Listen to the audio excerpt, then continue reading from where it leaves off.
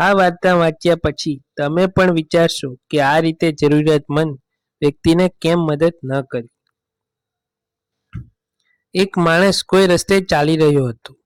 તેને જોયું કે સામે એક ઇલેક્ટ્રિક પોલ પર એક કાગળ અટવાયેલો હતો અને તેના પર કંઈક લખેલું હતું. તેમાં લખ્યું હતું કે ગઈકાલે આ માર્ગ પરથી પસાર થતી વખતે મારા 50 રૂપિયા ક્યાંક પડી ગયા હતા. હું બરાબર જોઈ શકતી નથી.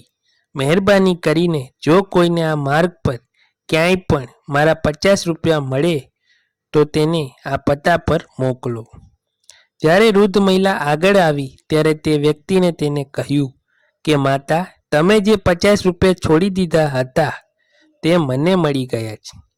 આ રહ્યા તમારા 50 રૂપિયા. તે વ્યક્તિની વાત સાંભળીને વૃદ્ધ મહિલા રડવા લાગી અને કહ્યું, ગઈકાલથી અત્યાર સુધીમાં લગભગ લોકોએ મને 50 રૂપિયા આપ્યા છે. હું બરાબર જોઈ શકતી નથી. મને વાંચતા લખતા પણ આવડતું નથી. કોણ જાણે મારી હાલત જોઈને મને મદદ કરવા માટે આવું કર્યું છે. પુરુષ દ્વારા ખૂબ આગ્રહ કર્યા પછી વૃદ્ધ મહિલાએ તેની પાસેથી 50 રૂપિયા લીધા, પરંતુ માણસને વિનંતી કરી કે તે સંદેશ ફાડી નાખે અને જતી વખતે તેને ફેંકી દે. કોણ જાણે મારા માટે દયાથી આવું કોણે કર્યું. પુરુષે માથું હલાવીને વૃદ્ધ મહિલાને નિવેદન સાથે સંમત થયા. થોડે દૂર ગયા પછી તે માણસ વિચારવા લાગ્યો કે વૃદ્ધ મહિલા મારી પહેલાં આવેલા 20-25 લોકોને તે મેસેજ ફાડી નાખવા કહ્યું હશે, પણ હજુ સુધી કોઈએ ફાડ્યું નથી, તો પછી હું તેને કેવી રીતે ફાડી શકું?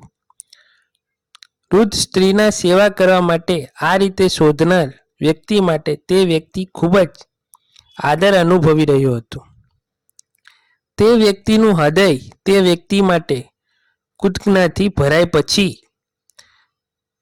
થયું એવું કે તે વ્યક્તિ પણ પોલ પર અટવાયેલો મેસેજ જેમ છે તેમ રહેવા છોડી દીધું. મિત્રો, આ વાર્તામાંથી આપણને જે મળે છે તે એ છે કે આપણામાં માત્ર કામ કરવાની ઈચ્છા હોવી જોઈએ. મદદ કરવાના ઘણા રસ્તા છે. જો આપણને કોઈને મદદ કરવાની ઈચ્છા હોય તો કોઈ રીતે જરૂરિયાતમંદોની સેવા કરી શકીએ છીએ. જો તમારા કર્મો સારા છે તો નસીબ તમારી દાસી છે. જો તમારો ઈરાદો સારો છે તો તમારા ઘરમાં મથુરા અને કાશી છે. આ વિડીયો ગમ્યો હોય તો લાઈક, શેર અને સબસ્ક્રાઈબ જરૂરથી કરજો.